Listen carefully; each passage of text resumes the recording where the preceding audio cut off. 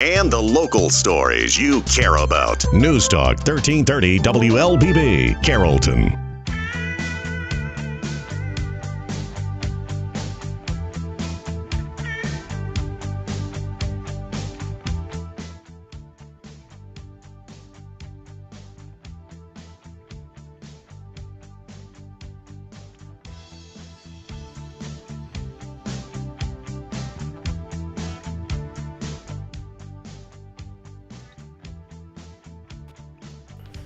There we go.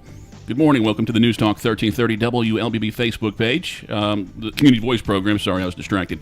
Community Voice Program brought to you by Tanner Health System here on News Talk 1330 FM 106.3.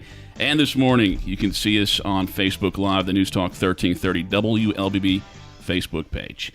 I'm your host, Colin Worthington. Our guest this morning is one of four gentlemen who have qualified to complete the unexpired term of former Carroll County District 4 Commissioner Michelle Morgan. Mark Sullivan, our guest, and we appreciate him coming out this morning to talk about his campaign. We are in the second week of early voting. Yes. Two more weeks. I guess, first of all, tell us a little bit about yourself, Mark. Well, my name is Mark Sullivan. I'm a member of Southern Hills Christian Church out at City Station. My wife, Sherry, and I have been married for 21 years now. We have 3 kids. Zachary's graduated Central High School. He's now in college in Nashville, will be a senior this year. My daughter Mia will be a senior at Central this year, and my daughter Narcissa will be a senior at Carrollton High School this year. Been working at Douglas County Fire Department, where I'm a lieutenant. Been there for 21 years also, and then I'm also the owner of Lime Biscuit Creative here in Carrollton, where we do logo, branding, website design, and that kind of good stuff. Lime Biscuit, and how long have you been with that? This is our 5th year with Lime Biscuit now. Well, like I said at the beginning of the show, you're seeking to finish the unexpired term of Michelle Morgan. It's 2019. This term would have been finished in 2020. Would you have sought out this seat in 2020 if Michelle stayed as District 4 Commissioner? I honestly don't think I would if she was going to continue to run or re-seek the election. She's got a good following, and it just happened with the time and the way it fell with her seeking the chairman spot that it vacated. And with this 2-year term coming up, I knew it was a good time to try to get in and try to help out. But if she had stayed on, honestly, I don't think I would have moved forward with trying to get elected. Are there any issues over the last several years, maybe 5-6 years, that you've seen come before the commission, maybe weren't seen to fruition, or issues that you have throughout the community that you're interested in remedying? Well, obviously, if 21 years as firefighter, that's my focus. That's where I'm most educated at. I feel I understand what those guys are going through, the sheriff's department, what they're going through with the low pay, the high turnover rate, and things of that nature. That's what started grabbing my attention, honestly, about 3 years ago. I've been in Carrollton since 1982. I've actually lived in District 4 since 1982. And we've gone from this long-standing time of a lot of older guys that are mentoring the younger guys, and they kind of bring them up. And in the last few years, we got to where we were losing that due to pay differential benefits and things of that nature. And our fire department got where our average age is very young, and our sheriff's department's the same way. So you see a lot of those older guys retiring, and that middle ground, what used to help the younger guys come out, have now moved on to other counties where they make more money, better retirement, and things of that nature. So that was the big thing that got me into it, to start watching the meetings and stuff like that and kind of see what they were trying to do for them, because that's the one place in your community you do not want turnover, and you do not want unexperienced people. We've got great people at both those departments, but we need to give them what they need to stay and be long-term, not a short-term. Well, compensation has been brought up, by a lot of candidates, not just District 4. I mean, chairman candidates as well. But do we think that's the primary thing? Is there not an issue with training or leadership or anything like that as far as keeping staff here? Leadership-wise, we just changed over at the fire department. We have a new chief. Last chief came in. Is kind of in a bad situation trying to get equipment remedied. He came in right in the middle of the turmoil of getting everything turned over. And Chief Blue did good, just trying to maintain what he could for a while. And then when they decided to move on with Pageant and get that going, a lot of guys respect him. They know him. He's been around for a long time. And I think if he tells them that this is being worked on, they don't see him as a new guy. They see him as a long-term guy that they know and they trust and they believe him. So at least with that assurance that these things are being worked on, we're addressing them, I think you're going to see a lot more of them willing to stick it out a little bit longer. But you have stations like Jones Mill. It's a brand new station, probably a $500,000 budget that just sits empty. It was built with the SPLOST, but they decided to go ahead and build it while the SPLOST funds were available. Now a lot of people see that station and they think, oh, we've got coverage down here. Our response times just got shorter, but the station just sits empty. Occasionally it may have one of the battalion chief guys hanging out in it or something like that, but it doesn't have a full-time engine equipped in it. And a lot of people, well, I don't say a lot of people, but some people still think that you can pay salaries and things with SPLOST, and you're just not able to do that. When trying to determine what what pay should be for our firefighters and first responders, how would you go about that? How would you determine that? And then where are we going to find that money? Well, you got a pay study you can get done. It's also easy as far as the metro counties around us. You can't compare us to people like Atlanta, Gwinnett, that have that kind of tax digest that's coming in. But you can compare us to like Paulding County, Douglas County, some of those. And most of the guys around here, they don't expect to be making dollar for dollar what they're making. They understand there's a sacrifice to being in your hometown. It's smaller. You're not going to make that kind of money. But you do have places like Paulding County who have initiated what's called a fire tax, which is a lot of your new commercial buildings are paying the highest percentage of that fire tax. It goes straight into their budget, and it allocates for them to be able to use it where they see fit. So we've seen them grow new equipment, new station, add manpower. NFPA, which is who kind of oversees the fire service and tells us what's safe, what's not safe, where to be, is saying we ought to be shooting for 4 men on every engine now. And Carroll County still has some that they're running with one full-time person on it, and they rely on volunteers, which some days we didn't have them. I don't know what they would do, honestly. But as far as where to get the money at, that is going to be the Achilles that everybody wants to fight about. It's one of those things where in politics you tell people one thing and then you deliver another, but the truth of the matter is it has to come from one of two places. So your millage either has to go up at some point in time to get more money, or you have to bring in more industry that's paying more tax to offset it, which would be hopefully what we're able to do. Carrollton, like we were discussing before we went on the air, it's growing substantially lately. We're growing in industry off of Columbia Drive, all around that area. And as we continue to bring some of those in, that's when we should have seen some of the public safety wages and retirement get better. But it didn't. It stayed the same. So we need to kind of refocus what's coming in through that industry tax, what we're taking in through them. And the main reason that happened is because several years back, the millage used to be at 8.5. And they rolled that back. And when they rolled that back, everything else, including fuel, cost of living, everything else was continuing to go up. So as much as I want my taxes on my house here in the county to continue to go down, I have to ask myself at what cost. Do I want that service when I need it through the fire, the sheriff's department? Do I want my road smooth and able to drive my car on? Or am I more concerned with saving $40, $50 on my tax bill at the end of the year? That's what I'm hoping to find out from our constituents is where do you stand on that? And there's really not a right or wrong. Everybody's open to their own opinion. But I've talked to several people, and it is a mix of them. There's several of them that are willing to see some so that they know they get that assurance. Some of them understand that even through paying that, their ISO rating may change for fire insurance and homeowners insurance, so they actually may see in the end it come down. Got stopped in Walmart by a guy a couple nights ago. That was his big concern. He's like, I have no water on my road, and my homeowner's insurance is outrageous. So he said, if I have to take a $100, $150 increase in my tax bill, it's going to more than be offset by what I save in my insurance if I can get water down my road with, I think he said there was 36 other houses on his road.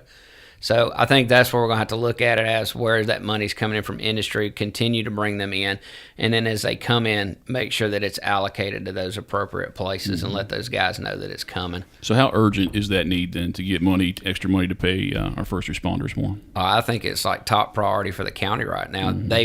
What we've seen is they've agreed to give them $1 raise, so I think that's going to take them to the average starting pay. Now, there are variances, like if you're an emergency medical technician, you may make a little bit more and stuff like that.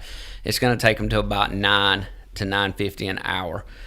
Most people are in disbelief to find out they make $9.50 an hour. If you have a family of 3 and you're working a typical fire shift at that, you qualify for food stamps.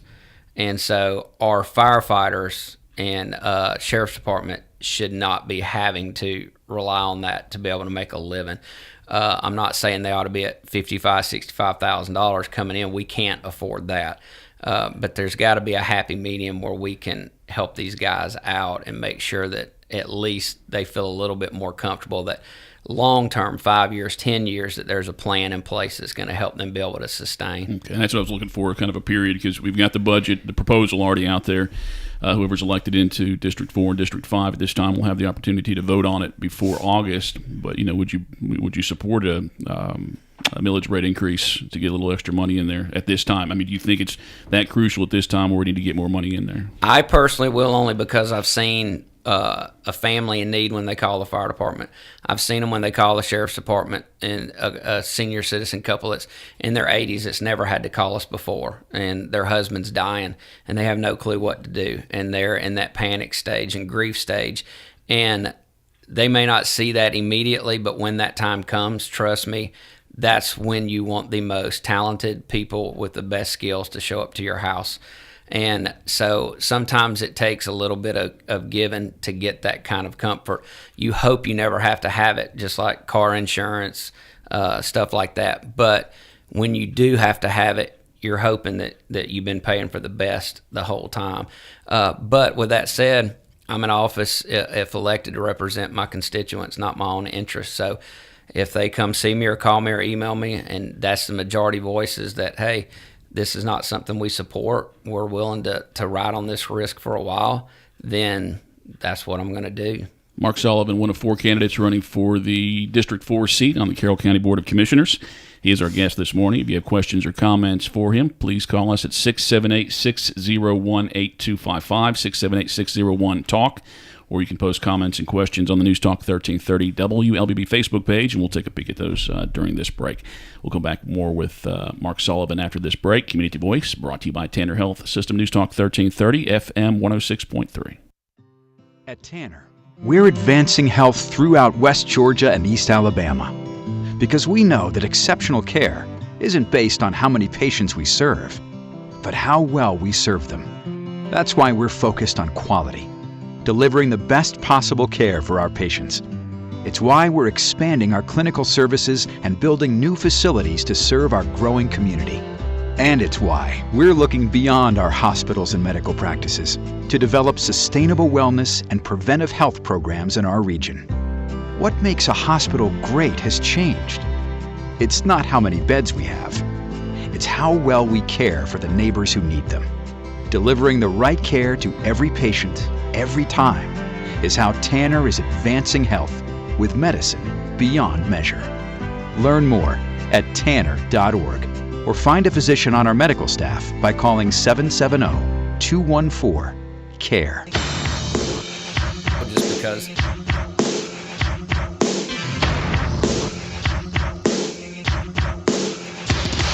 And welcome back to the WLBB Community Voice program. Our show brought to you by Tanner Health System, News Talk 1330, FM 106.3. And this morning we're on the News Talk 1330 WLBB Facebook page. It is now 8:43. My guest is one of 4 candidates seeking the District 4 seat on the Carroll County Board of Commissioners. Whoever's elected, quite possibly we'll see a runoff election. So whoever is elected to fill that seat will have about 1 year and 3 months representing until they have to run again. Again, Mark Sullivan, our guest. Going to ask you some questions that we've asked all the other candidates that we've had on so far. Let's go back to November of last year. Carroll County put forth the T-Splost vote for voters to decide whether they wanted to support the T-Splost. Would you be in favor of bringing that back before voters, and do you support that?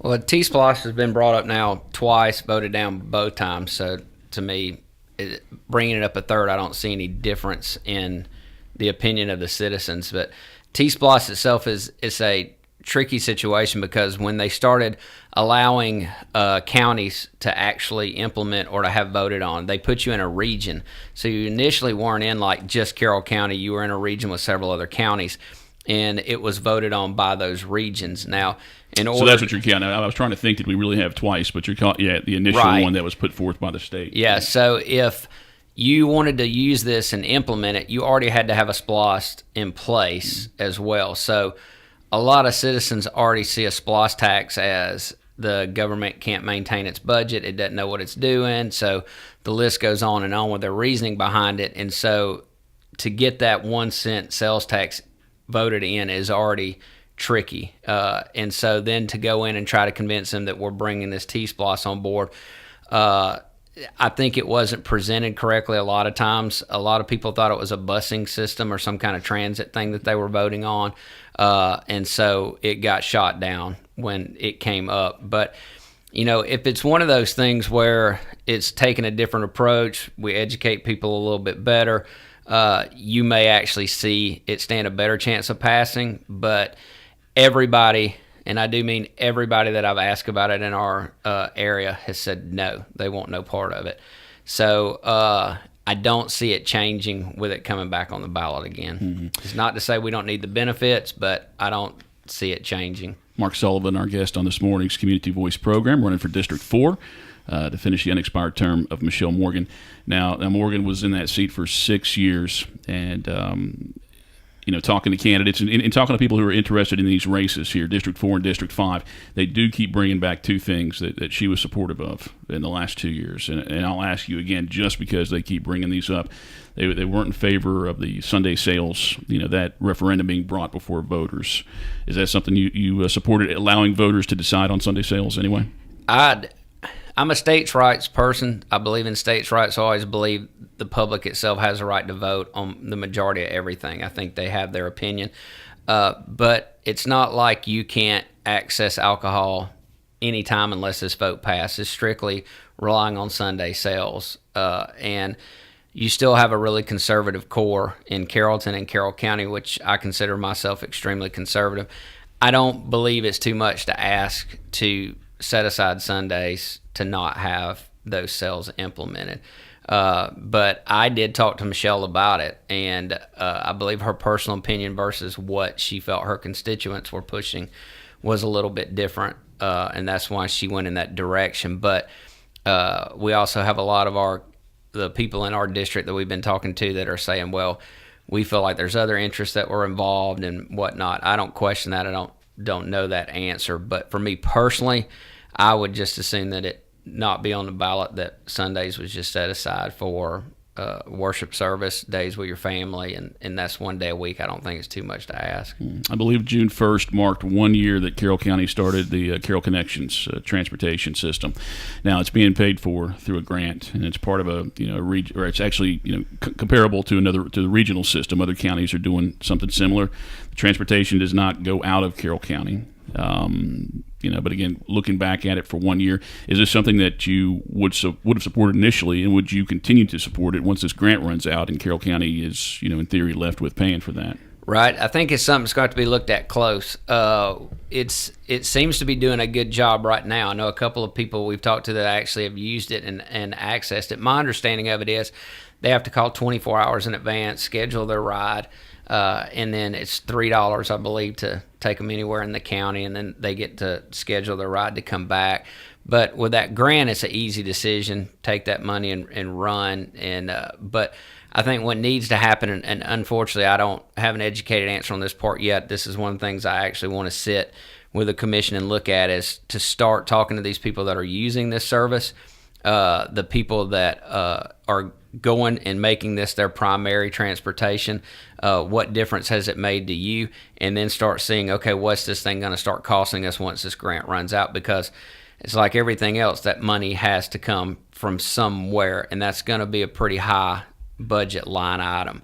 So is it something that we can figure out how to work in? Is it something where the $3 may have to go to $5 if it's possible to cover the difference or the makeup in it? And then overall, I want to know how much it's actually being utilized in the county. How many people are we actually transporting? Which they said they're still getting that, trying to figure it out, because it is still kind of new, and people are still just now finding out about it. I've talked to a couple people who didn't even know it existed. So I'm not opposed to seeing where it's at in a budget line, but I would want to see from these people that are using it as primary transportation, is this the only way you have to get back and forth to the doctor, to the grocery store? And then if that's not going to work, how are we going to assure that they're continue to be able to get to their doctor's appointments and stuff like that? Would you be more likely to continue to support it if it just broke even? If it's bringing in as much as it takes. Definitely, yeah. definitely, yeah. And didn't make any money, but just broke even. Right, yeah. I don't see it as needing to make a profit or anything like that. Even if it was a small loss that you're able to offset, that's one thing if it's providing a necessity, because my understanding is that most people that have been getting on it so far, they're senior citizens. A lot of them are individuals who live by themselves. They don't have family close by. So if it's filling that need, these citizens have been paying into tax for a long time, and they're retired, and they deserve to be able to have some access to something to help them get where they need to get. Just because they choose to live in a rural part of the county or something like that doesn't mean they should be punished for that. Have you looked at this year's proposed budget? I've looked over it quickly. I know they've added about $3 million from last year. One of the concerns that I have with it is they did implement like the raises for public safety and stuff, but they don't want to implement that until January. Mm-hmm. So you're going to see it on the back end, which from the outsider standpoint, not having access to some of the details of the budget says to me that they may be concerned. They don't know exactly where that's coming from and how they're going to get it. That's what worries me is, if the money is there and we know we're comfortable with it, then why are we having to wait till January to implement that and start paying them? Is it because that's all the money we had, or we're still trying to figure out how to get that money between now and then? Every year there's a number of nonprofits that the county selects to support. Do you think taxpayer money should go to support nonprofits? I'm in favor nonprofits that Carroll County supports. Right. They're right now I looked over. Matter of fact, I've got a list of them all right here that they're supporting, and I have firsthand knowledge of almost all of these, and they do great work. And I think from what I could find, total last year's budget was $55,000 that we paid out of the county's budget, which is near nothing. So I don't have a problem with that. I do think you get into that fine line sometimes where they have to be looked at, because you're going to have a lot of people say our tax dollars shouldn't be supporting this, or this. But from what they're doing now, what they're supporting now, I don't see how anybody can argue with any of these. Honestly, what does concern me about a lot of these is they haven't increased some of these in years. Carroll County Mental Health, which I think everybody can agree on, we have a huge nationwide need for mental health attention and awareness.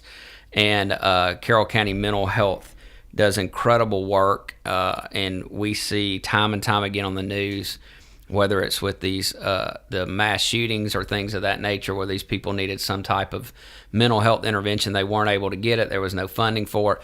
And Carroll County Mental Health is trying to take a place and fill it for that in the county, along with counseling and stuff like that. And I think their line item that the county gives them is $25,000 a year, and it's been there for, I think it's over 5 years. I could track it that it's been at that same amount. But there's some of those things that I'm even in favor of looking at and going, if we really want to take this serious, the reentry program, where people are trying to reenter the job market and stuff like that. If we really want Carroll County to prosper, we really want these people to be able to do what they're capable of, we have to set them up for success, not failure. And if you set them up for failure, most of the time they're going to end up right back down here in the road in the Carroll County Jail or something of that nature. Reentry works with a lot of those guys as they come out, to train them, to get them interviews, to get them set up, to be able to provide for themselves and their families. And if you don't have that kind of system in place, it's just a revolving door. So even though we may put a little bit money forward to help people out with that, you're going to save it in the end by not having to put them in the prison and pay for them to be there for the time. The other argument is that if Carroll County actually had these departments to where they did it themselves, they'd be spending a lot more money than what these guys are already doing, and for the most part, people believe they're doing a good job. I agree with that. I'm a small government guy. I believe if there's a private entity, a lot of times they do things a lot less expensive than the government tends to, for sure. 8:55, we're going to come back with about 4 minutes, finish up our conversation with Mark Sullivan, one of 4 candidates running for the Carroll County District 4 seat on the Carroll County Board of Commissioners. More after this. At Tanner, we're advancing health throughout West Georgia and East Alabama, because we know that exceptional care isn't based on how many patients we serve, but how well we serve them. That's why we're focused on quality, delivering the best possible care for our patients. It's why we're expanding our clinical services and building new facilities to serve our growing community. And it's why we're looking beyond our hospitals and medical practices to develop sustainable wellness and preventive health programs in our region. What makes a hospital great has changed. It's not how many beds we have. It's how well we care for the neighbors who need them. Delivering the right care to every patient, every time, is how Tanner is advancing health with medicine beyond measure. Learn more at tanner.org or find a physician on our medical staff by calling 770-214-CARE.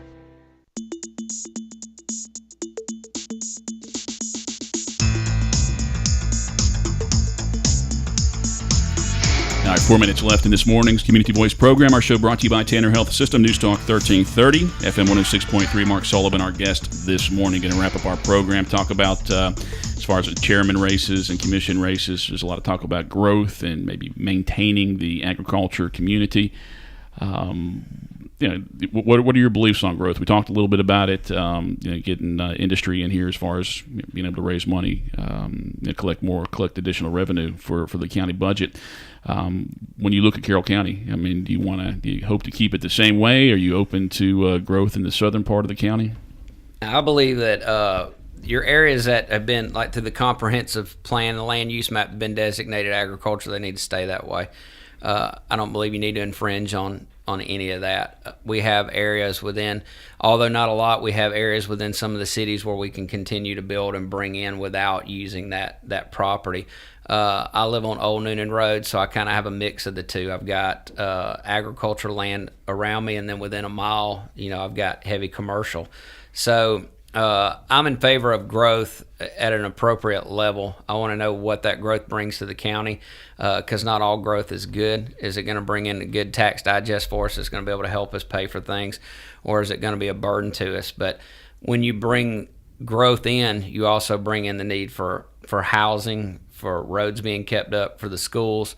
So as that growth occurs, if it's not the right kind of growth, all of a sudden your roads are beat up, you have no way to fix them, your schools are overcrowded, your teachers are stressed to the max trying to do what they're supposed to do. So I'm not opposed to looking at growth in these cities. As far as the county goes, I'm not a huge favor of changing zonings in the counties. I like the way it looks when you go out through Tyus, Rooteville areas, places like that. I think especially those that are designated agricultural areas, they need to stay that way.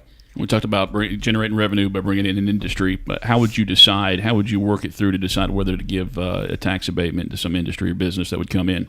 Because that is taking away generated revenue. Right. Well, some of them don't understand what the tax abatement is. You want to know what are they going to pay in the end, even if they have that tax abatement. For instance, I'll use this, even though it's not Carroll County. We do have Douglas County. We have some that have tax abatements, and the reason I use them is only because of my position there. I understand what they're paying and where. So they may get a tax abatement for 5 years, but during that 5 years, what they're paying in tax on their electrical bill, what they're paying in tax on their water bill, what they're paying for their employees and stuff like that was without a doubt beneficial to give them an abatement to bring them in. But what I would want to look at, if you're going to give that, is how much of your employees are going to be from within the county. What kind of assurance do we have that you're going to use Carroll County people to fill these spots? You're not bringing people in from Atlanta. You're not bringing in people from Birmingham. I want to know that you're filling these jobs with people who are in Carroll County that need them. And then what type of jobs are you bringing in? What kind of value are you bringing into the county? Are these minimum wage jobs? Are you bringing in jobs that can sustain a family? So all those kind of things, I think, have to be looked at across the board while you're considering that versus just a yes or no answer. 8:59 right now. We're going to wrap up our program here with Mark Sullivan. I do want to say District 4 residents and District 5 residents do have some serious contenders, some very intelligent people who have been on our program representing or wanting to represent District 4 and District 5. And all of our programs should be available on the newstalk1330.com website. Tomorrow, Ronnie Pate's our guest. He wants to run for District 5. And Alan Griffith is our guest on Wednesday, so hope you'll tune in for those programs. Again, thank you to Mark Sullivan for joining us this morning. Thank you, Colin. Have a great Monday.